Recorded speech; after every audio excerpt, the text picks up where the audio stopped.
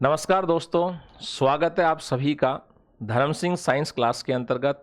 मैं आपका अपना विज्ञान शिक्षक आप सभी का हमारे इस YouTube चैनल के ऊपर हार्दिक स्वागत करता हूं, अभिनंदन करता हूं। मेरी तरफ से आप सभी को आदाब, नमस्कार, सुस्वागत। आज हम फिर बात करने वाले हैं एक छोटे से लेकिन बहुत ही महत्वपूर्ण टॉपिक के बारे में। टॉपिक हमने जो आज का लिया है वो है हमारा नैनो टेक्नोलॉजी से, और नैनो टेक्नोलॉजी के अंतर्गत एक लेटेस्ट के अंतर्गत जो चीजें चल रही है वो है नैनो फर्टिलाइजर। किसकी बात करेंगे आज हम बात करेंगे नैनो फर्टिलाइजर के बारे में। नैनो फर्टिलाइजर या नैनो उर्वरक आप जिसको नाम दे देते हो। देखो दोस्तों, आप एक शब्द तो जानती है कि फर्टिलाइजर। फर्टिलाइजर का मतलब क्या होता है? फर्टिलाइजर का मतलब होता है उर्वरक। और उर्वरक क्या होते हैं? उर्वरक होते हैं रासायनिक पदार्थ जिनको कृत्रिम रूप से क्या किया जाता है? तैयार किया जाता है। या आप ये भी कह सकते हो कि कृत्रिम रूप से तैयार रासायनिक पोषक पदार्थ जो होते हैं उन्हें हम क्या कहते हैं? उर्वरक। कृत्रिम रूप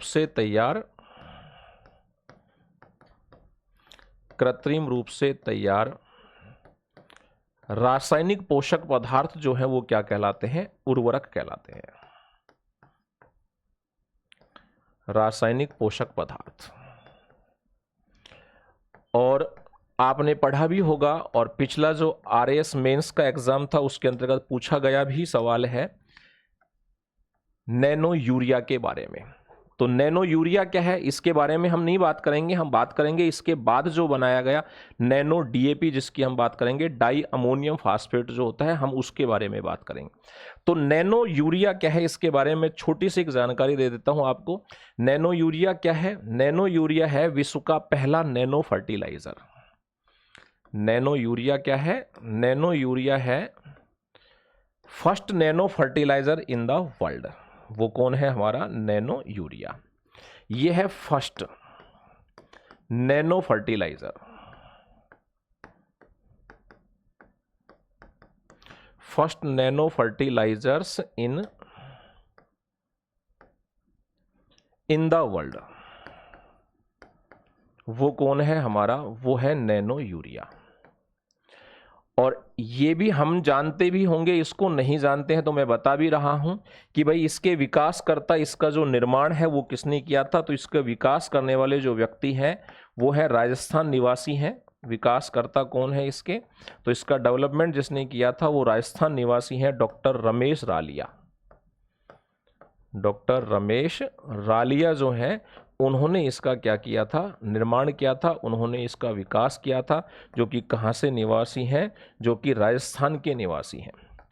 और इसको बनाने की सबसे पहला जो संयंत्र लगाया गया है वो कहाँ पर लगाया गया है? तो इसको बनाने के लिए जो संयंत्र लगा हुआ है, जो कारखाना लगाया गया है वो कहाँ पर है?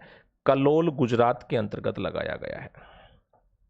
कलोल में है। कलोल कहाँ है? गुजरात के अंतर्गत है। अब इसी तरीके का एक दूसरा नैनो पदार्थ और बनाया नैनो यूरिया के बाद, जिसको हम नाम क्या देते हैं? नैनो डीएपी कहा जाता है। दूसरा जो बना विश्व का सेकंड जो नैनो फर्टिलाइजर होता है वो कौन है?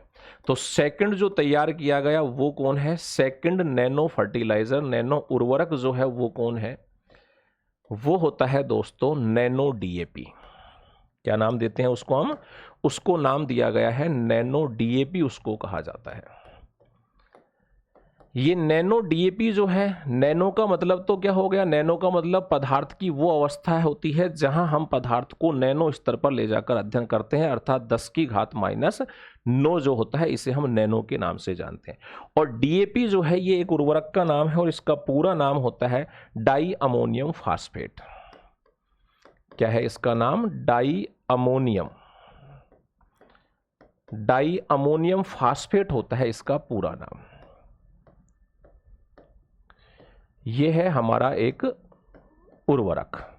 अब इसके बारे में हम बात करने वाले हैं कि भाई ये क्या होता है। तो क्या है डाई अमोनियम फास्फेट? तो आप सीधा सीधा ये कह सकते हो कि ये नाइट्रोजन व फास्फोरस का क्या होता है? एक प्रचुर स्रोत होता है। ये क्या है? ये नाइट्रोजन व फास्फोरस का नाइट्रोजन व फास्फोरस का क्या होता है, फास्फोरस का एक प्रचुर स्रोत है, यानी कि इसको बनाया ही सिर्फ इसलिए गया है ताकि पौधों के अंतर्गत नाइट्रोजन और फास्फोरस जो है उनकी हम क्या कर सकें, आपूर्ति कर सकें, अर्थात उनकी कमी जो है उस कमी को क्या किया जा सके, दूर किया जा सके। तो इसके अंतर्गत दो ही चीजें उपलब्ध हैं, एक नाइट्रोजन पोषक तत्व होता है और एक कौन सा होता है, एक फास्फोरस पोषक तत्व होता है। दोनों ही पोषक तत्व जो है वो कितनी कितनी मात्रा में उपस्थित है। तो नाइट्रोजन जो यहां उपस्थित है वो तो पाया जाता है 82% के आसपास, लगभग 82%। आप पूरा नहीं लिखना चाहो तो आप इसके अंतर्गत लिख सकते हो कि ये कितना होता है, 80% इसके अंतर्गत नाइट्रोजन होता है, जो कि एक विलयन के रूप के अंतर्गत पाया जाता है। तो आप लिख सकते हो 80% होता है, किस रूप में होता है, भार और आयतन के रूप में होता है, W/V। यानी कि 80% नाइट्रोजन जो है इसका सॉल्यूशन जो है वो बनाया जाता है। तो भार, नाइट्रोजन जो है भार और आयतन के रूप में यहां पर क्या होता है, उपस्थित होता है। जबकि फास्फोरस जो है वो इसके अंतर्गत कितना पाया जाता है, लगभग 16% जो है वो फास्फोरस इसमें पाया जाता है, और ये भी किस फॉर्म में होता है, W/V जो होता है, भार आयतन के अनुपात के अंतर्गत होता है। फास्फोरस यहां पर जो प्राप्त किया जाता है 16%, ये फास्फोरस प्राप्त किया जाता है दोस्तों P2O5 से। P2O5 जिसको अपन नाम दे देते हैं फॉस्फोरस पेंटा ऑक्साइड, फॉस्फोरस पेंटा ऑक्साइड इसको नाम दिया जाता है। यहां से हम क्या करते हैं, इसको प्राप्त कर लेते हैं, या ये कहें कि इस रूप के अंतर्गत फास्फोरस जो है वहां उपस्थित होता है। तो नैनो डीएपी जो बनाया गया, नैनो डीएपी का निर्माण सिर्फ किस लिए किया गया है कि पौधों के अंतर्गत नाइट्रोजन और फास्फोरस जो है इसका प्रचुर स्रोत रहे, या फिर ये कह सकते हैं कि नाइट्रोजन और फास्फोरस की पौधों में जो कमी होती है उसे दूर करने के लिए किसका निर्माण किया गया है, नैनो डीएपी का निर्माण किया गया है। इसमें नाइट्रोजन होता है लगभग 80% और फास्फोरस लगभग कितना होता है, इसमें 16% तक पाया जाता है। किस फॉर्म के अंतर्गत होते हैं, तो ये होता है तरल रूप के अंतर्गत। किस रूप में होता है, ये तरल रूप के अंतर्गत पाया जाता है, यानी कि नैनो उर्वरक के अंतर्गत नैनो डीएपी जो है ये किस फॉर्म के अंतर्गत है, लिक्विड फॉर्म के अंतर्गत पाया जाता है। अब बात करते हैं कि इसके अंतर्गत है क्या क्या। तो हो गया नाइट्रोजन और फास्फोरस। इसके अंतर्गत नाइट्रोजन और फास्फोरस जो होते हैं इनके कणों का जो आकार होता है वो 100 नैनोमीटर से कम होता है। इसमें कणों का जो आकार होता है वो क्या है, कणों का आकार इसमें होता है 100 नैनोमीटर से कम। अब देखिए आकार जो 100 नैनोमीटर से कम होगा, कणों का आकार होता है इसमें 100 नैनोमीटर से कम होता है। तो इतने छोटे कण जो होते हैं वो बीजों के जो छिद्र होते हैं या पौधों के अंतर्गत जो रंध्र पाए जाते हैं वहां से क्या हो सकते हैं, आसानी से वो अवशोषित हो सकता है। तो ये तरल रूप के अंतर्गत क्या करेगा, हमें सतही क्षेत्रफल से लेकर आयतन तक में हमें ये क्या पहुंचाता है, फायदा पहुंचाता है। कहां से कहां तक लेकर, सतह से लेकर और कहां तक, आयतन तक। सतह से लेकर और आयतन तक ये हमको क्या करता है, फायदा पहुंचाता है। आयतन तक क्या होता है, फायदेमंद होता है। सतह से लेकर आयतन तक का मतलब कि इसको हम सीधा सतह के ऊपर कर सकते हैं, और जब ये सीधा सतह पर यूज किया जाएगा तो सीधा पौधे के रंध्र और या उसके छिद्र जो होते हैं वहां से सीधा अवशोषित हो जाएगा। तो इसकी मात्रा जो है उसकी भी हमें क्या रहेगी, कम रिक्वायरमेंट रहती है। तो ये आयतन के रूप में भी क्या होता है, गुणात्मक दृष्टि से भी, मात्रात्मक दृष्टि से भी क्या होता है, फायदेमंद होता है। कहां से अवशोषित हो सकता है, तो बीज की सतह के जो रंध्र होते हैं वहां से लेकर पौधे के छिद्रों जो होते हैं वहां से आसानी से ये क्या कर सकता है, प्रवेश कर सकता है। कहां से कहां तक, बीज की सतह से लेकर, बीज की सतह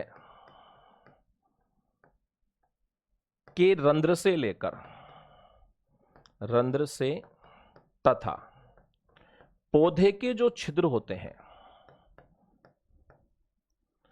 पौधों के छिद्रों से क्या कर सकता है, ये आसानी से, छिद्रों से आसानी से क्या हो सकता है, अवशोषित हो सकता है। ये भी देखो कितना अच्छा फायदा है इसका, आसानी से क्या हो सकता है, ये अवशोषित हो सकता है। तो निश्चित रूप से ही इसकी जो मात्रा है वो क्या होगी, कम लगेगी, यानी कि आयतन के रूप में क्या हो गया, गुणात्मक दृष्टि आयतन के रूप में मात्रात्मक दृष्टि से क्या हो गया, फायदेमंद। और सीधा पौधे की कोशिकाओं में पहुंचेगा तो सीधा पौधे के द्वारा अवशोषित होगा, तो निश्चित रूप से गुणात्मक दृष्टि से भी क्या होगा, ये ज्यादा फायदेमंद होता है हमारे लिए। इसके अंतर्गत नाइट्रोजन और फास्फोरस जो होते हैं वो नैनो क्रिस्टल के रूप में बायोपॉलीमर, यानी कि नैनो क्रिस्टल, बायोपॉलीमर या फिर अन्य जो पदार्थ होते हैं उनके साथ किस अवस्था में होते हैं, क्रियाशील अवस्था के अंतर्गत होते हैं। किस किस के, नाइट्रोजन व फास्फोरस के नैनो क्लिस्टर, नाइट्रोजन व फास्फोरस के नैनो क्लिस्टर व नैनो पॉलीमर, नैनो क्लिस्टर और नैनो पॉलीमर, नैनो पॉलीमर अन्य पदार्थों के साथ, अन्य पदार्थों के साथ क्या होते हैं, क्रियाशील अवस्था में होते हैं। अन्य पदार्थों के साथ क्रियाशील होते हैं, अन्य पदार्थों के साथ क्रियाशील होते हैं। तो ये तो हुई हमें इसकी जानकारी कि भाई ये किस रूप में होता है। तो इसमें ध्यान रखना, नाइट्रोजन व फास्फोरस जो होते हैं उनके कणों का आकार 100 नैनोमीटर से कम होता है। नाइट्रोजन 80% होता है और फास्फोरस कितना होता है, 16% होता है। ये कहाँ से लेकर, सतह से लेकर आयतन तक फायदेमंद होता है। क्यों फायदेमंद होता है इसकी जानकारी हमें यहां से मिल रही है कि ये बीज की सतह के जो रंध्र होते हैं वहां से लेकर और पौधे के जो छिद्र पाए जाते हैं उन छिद्रों के द्वारा आसानी से क्या हो जाता है, अवशोषित हो जाता है। तो जल्दी इफेक्टिव होता है और इसकी मात्रा जो है वो कम काम में आती है, यानी कि ज्यादा तो प्रभावकारी होगा और मात्रा जो है वो क्या चाहिए कि हमें कम मात्रा में भी क्या होता है, ये लाभदायक होता है हमारे लिए। इसके अंतर्गत नैनो पदार्थ तो होते हैं नाइट्रोजन और फास्फोरस के, जो क्लिस्टर के या पॉलीमर के रूप में होते हैं और ये दूसरे पदार्थों के साथ क्या होते हैं, अधिक क्रियाशील अवस्था के अंतर्गत पाए जाते हैं। ये फायदेमंद क्यों हो रहा है, फायदेमंद इसलिए हो रहा है क्योंकि डीएपी जो होता है इसके अंतर्गत बेहतर क्षमता है, जल्दी से ये क्या हो जाता है, पौधों की कोशिकाओं के साइटोप्लाज्म के साथ आसानी से मिल जाता है। हम कह सकते हैं कि आत्मसात हो जाता है। तो जल्दी से आत्मसात होने के कारण ये क्या करेगा, बीज की शक्ति है उसकी अधिक जो होती है, क्लोरोफिल के अंतर्गत प्रकाश संश्लेषण की क्षमता जो है उसके लिए क्या हो सकता है, ये बेहतर गुणवत्ता प्रदान कर सकता है या प्रकाश संश्लेषण को अधिक कर सकता है। फसल की गुणवत्ता और फसल की वृद्धि में या फसल के उत्पादन में क्या कर सकता है, वृद्धि कर सकता है। तो कहां कहां पहुंचाता है ये फायदा, जल्दी आत्मसात होने के कारण और बेहतर क्षमता होने के कारण। किस किस चीज में फायदेमंद होता है ये, जल्दी आत्मसात होने, आत्मसात का मतलब घुलने के कारण, या ये कह सकते हैं कि कोशिका द्रव्य के साथ मिलने के कारण, जल्दी आत्मसात होने और बेहतर गुणवत्ता होने के कारण, जल्दी आत्मसात होने तथा बेहतर गुणवत्ता के कारण, बेहतर गुणवत्ता के कारण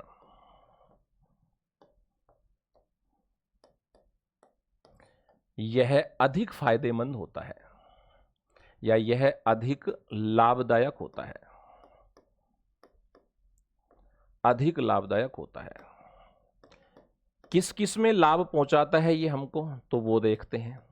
लाभ किस किस में पहुंचाता है ये, एक तो बीज की गुणवत्ता में, लाभ किस में पहुंचाता है, बीज की गुणवत्ता के अंतर्गत ये लाभदायक होगा, उसकी गुणवत्ता में सुधार करेगा। और क्या करेगा, अधिक क्लोरोफिल उत्पादन, क्या करेगा ये, अधिक क्लोरोफिल का क्या करेगा, उत्पादन, अधिक क्लोरोफिल उत्पादन। बेहतर व अधिक प्रकाश संश्लेषण, बेहतर व अधिक प्रकाश संश्लेषण, बेहतर व अधिक प्रकाश संश्लेषण।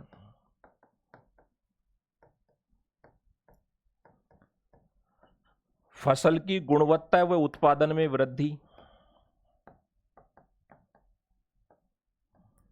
फसल की गुणवत्ता व उत्पादन में क्या करेगा, वृद्धि,